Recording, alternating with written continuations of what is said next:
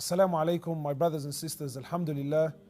You know, we've had a crazy 2 weeks in Sydney. We've had a scare earlier this week with, Brother Ali Bennett. May Allah subhanahu wa ta'ala give him shifa. Yesterday we buried a very dear brother, Muhammad Nagi. May Allah subhanahu wa ta'ala give him Jannah. And just today, wallahi, I got a phone call very early in the morning and we had to bury brother Wasim Shami, 22 years old. Allah subhanahu wa ta'ala sends us so much signs. These last 2 weeks have been crazy. Every single day, Allah sends us sign after sign, sign after sign. When are we going to take our lives far more seriously? Because every one of us has this deception, these high hopes that I've still got a long life ahead of me. And I look at my life and I say to myself, am I ready to go? Are you ready to go? Are you ready to meet Allah subhanahu wa ta'ala in the life that you're currently living? And maybe you're not living a haram life, but these things are occupying me from the real reason why I'm here. And that's to worship Allah. These last few brothers that have died with cancer, especially brother Muhammad Nagi, I really want to focus on this brother because he's really affected me.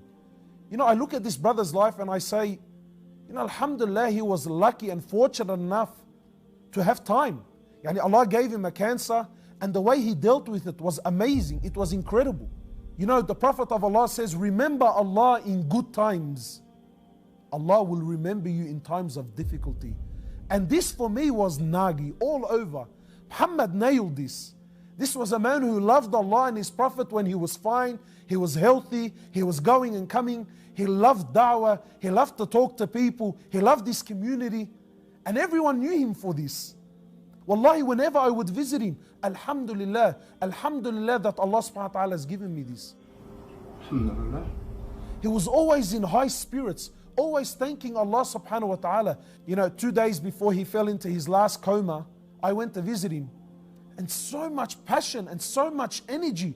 He sat me down, he's telling me, and I want to do this and I want to go to Africa, and I want to give da'wah and I want to make this, short film and I want to do this and I want to do that. And so many things, he had so much ideas. I remember walking away, I'm thinking, man, this is a man that's got cancer and look at the energy. His brothers were telling me today that even while he was semi-unconscious, laying there in his bed, he would write letters. He would write letters to his brothers, make sure you feed my wife. Make sure you fill up petrol for my wife.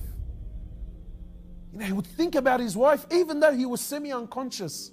He was thinking about his wife. Wallahi, when I visited him in the hospital, he says, I can't wait to go home so I can kiss my mother's feet. I'm thinking, wow, man. I'm alive, I'm perfectly fine, there's nothing wrong with me, and that's never crossed my mind.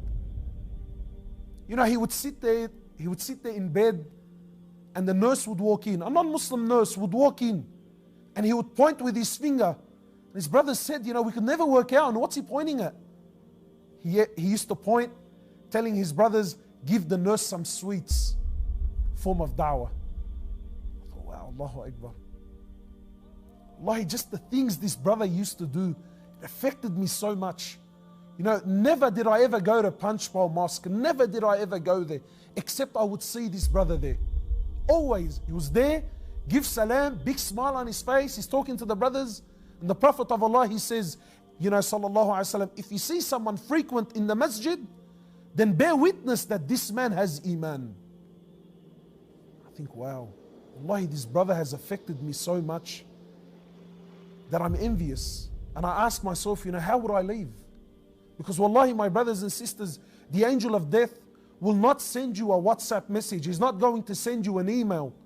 Trust me, there's no letter coming in the mail saying, hey, you've got 2 weeks, get ready, I'm coming around. When he comes unannounced. And look at the life you're living now. Look at the lifestyle you're in now. Look at your relationship with Allah now. That's a very good indication of the way you're going to die. So I ask Allah subhanahu wa ta'ala to give brother Muhammad Nagi and all the brothers that have passed away and all the sisters that have passed away. Wallahi, I ask Allah subhanahu wa ta'ala to purify them, to forgive them for their shortcomings, to give them the highest level of Jannah. And I ask Allah subhanahu wa ta'ala to give shifa to all of those that are sick and suffering. Make it easy on the families of those that have lost loved ones.